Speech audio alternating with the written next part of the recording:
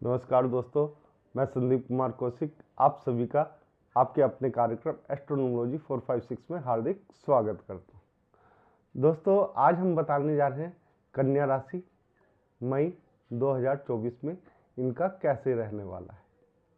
तो जैसे कि आप लोग लग्न चार्ट देख रहे होंगे इनका, ठीक है ना। प्रथम भाव में केतु है, छठे भाव में शनि है, सातवें भाव में मंगल और राहु है, आठवें भाव में सूर्य, बुध और शुक्र है, और आपका नौवें भाव में यानी भाग्य भाव में आपके गुरु विराजमान है। दोस्तों, कन्या राशि बुध ग्रह की राशि है और यहाँ पे केतु विराजमान है प्रथम भाव में।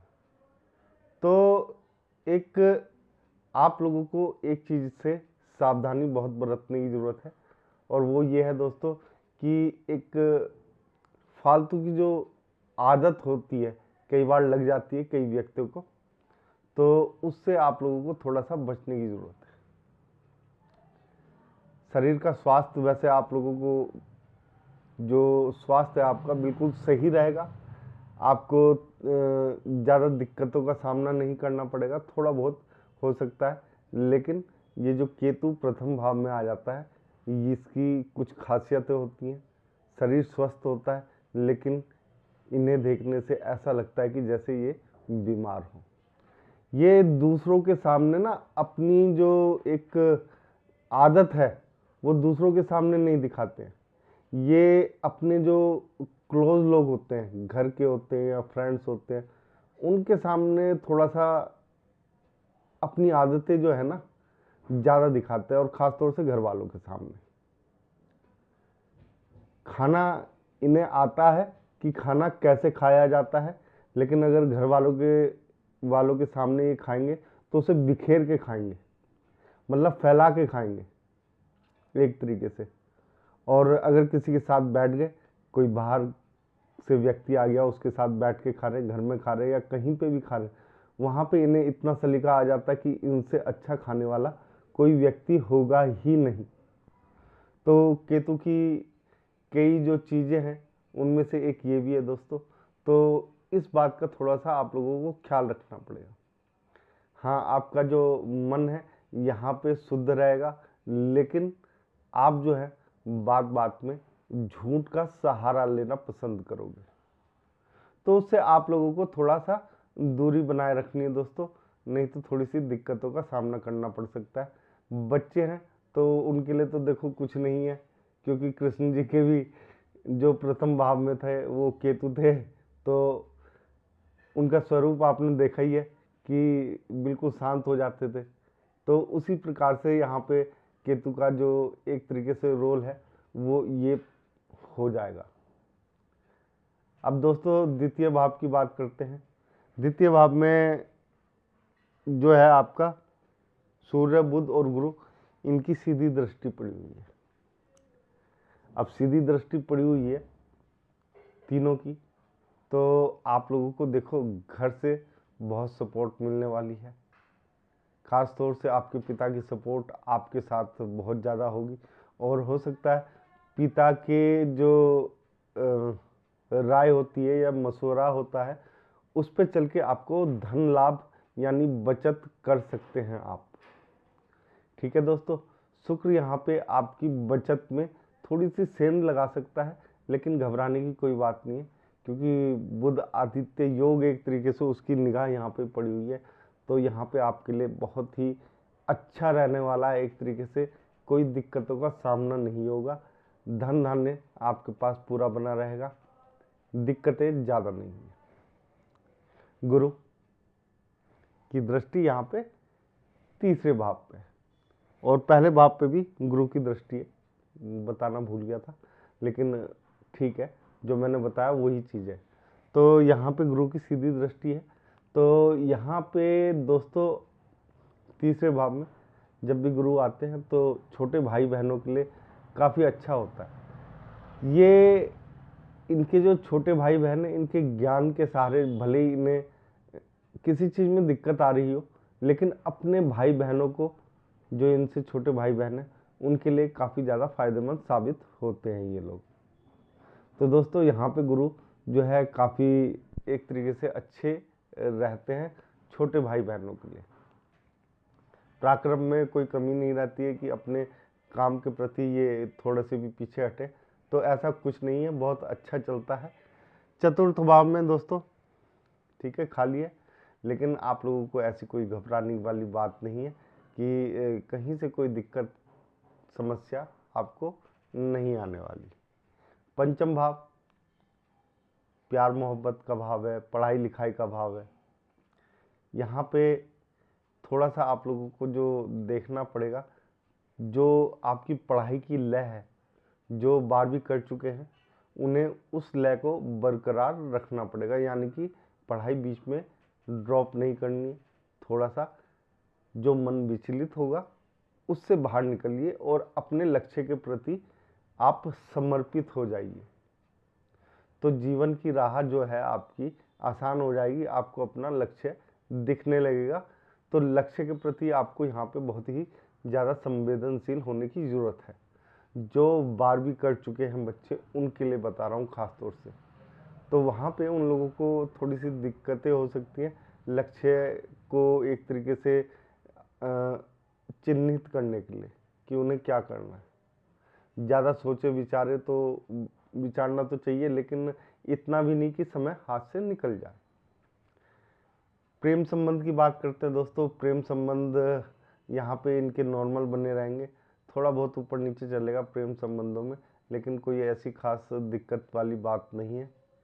हाँ, एक दिक्कत इनकी आदतों की वजह से, जो मैंने पहले ही बता दिया, केतु की वजह से इन लोगों को दिक्कतें आ जाती हैं, वो चीज़ें इनके साथ रहेंगी। तो वहाँ पे इन लोगों को बहुत सोच समझ के अपने कार्य करने पड़ेंगे, यानी कि प्रेम संबंधों में एक तरीके से जो अभद्र भाषा होती है उसका प्रयोग ना करें तो ही सही रहेंगे। अगर आप लोगों ने, क्योंकि केतु जो है अभद्र भाषा भी दे देता है, तो उससे आप लोगों को थोड़ा सा बचना चाहिए। बात करते हैं छठे भाव की, यानी कि यहाँ पे शनि बैठे हुए, रोग का भाव होता है और साथ ही साथ ये कह लीजिए कि शत्रु का भी भाव होता है।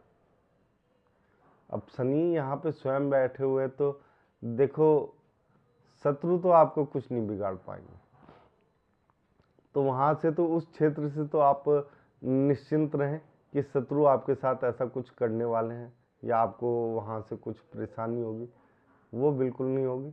निश्चिंत होकर आप शत्रु पे विजय प्राप्त करेंगे। कोई केस चल रहा होगा छोटा मोटा तो वो भी निपट जाएगा। बड़े केस जो है तो थोड़े वो लंबे खिंचते हुए नजर आएंगे कि तारीख मिल जाए, इस तरीके का आपके साथ होने वाला है। रही बात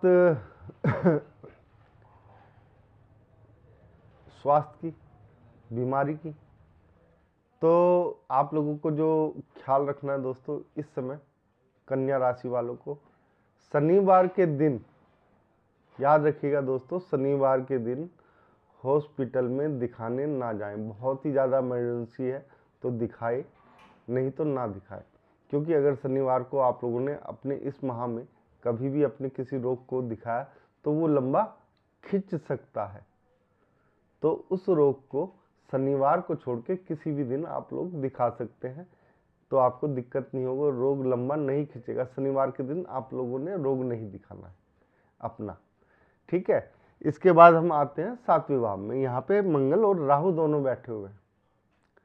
देखो मंगल राहु जब भी बैठते हैं तो राहु जो है वैवाहिक जीवन में एक तरीके से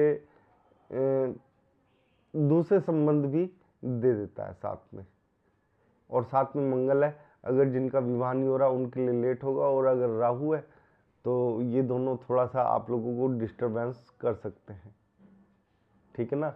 मैरिड लाइफ में एक तरीके से ये समझ लेगी दूसरे संबंध बनाने के लिए ये प्रेरित करते हैं, तो आपको अपने मन पे कंट्रोल करके चलना पड़ेगा। दूसरों की दिखाई हुई चीज़ें, क्योंकि राहु माया जाल है एक तरीके से, जो दूसरे दिखाते हैं हम उस पर बहुत ज़्यादा जल्दी और ज़्यादा यकीन करने लगते हैं, अपनी हकीकत को देखते हुए भी कि ऐसा ही चल रहा होगा, उसके बावजूद भी हम उन सपनों में खो जाते हैं। तो उन सपनों में ना खोइएगा, तो यही आपके लिए अच्छा रहेगा दोस्तों। क्योंकि वैवाहिक जीवन जो होता है एक तरीके से देखो बहुत ही संबंध जो होता है ये बहुत ही बारीक डोर से बंधा हुआ होता है।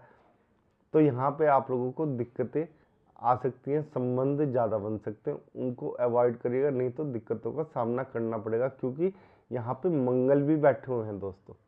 ठीक है, अब बात कर लेते हैं व्यापार की। व्यापार आपका देखो अचानक से आपको कोई ना कोई बड़ी अपॉर्चुनिटी जो है वो मिल सकती है दोस्तों, यानी कि कोई मौका मिल सकता है आपको आगे बढ़ने का अचानक से।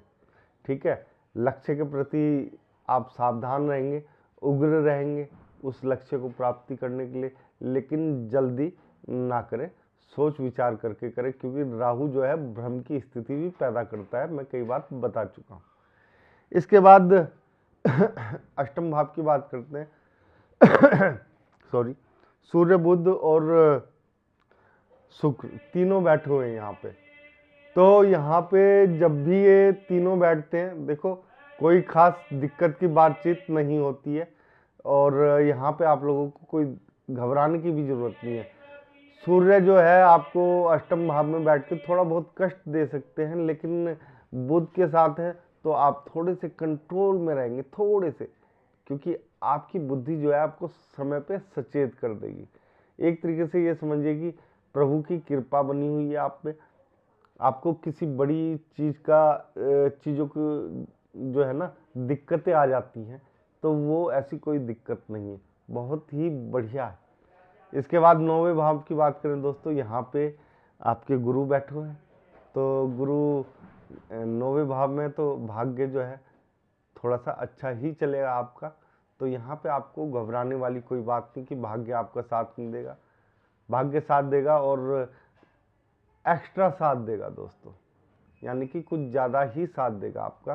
तो यहाँ पे भाग्य जो आप थोड़ा सा पीछे हट रखे थे, काफ़ी समय से पीछे चल रहे थे लोगों से मेहनत करने के बावजूद भी, तो यहाँ पे आपकी मेहनत भी अब रंग लाएगी आपके भाग्य की बदौलत दोस्तों। तो मेहनत जो था उसका फल प्राप्ति का समय आ चुका है।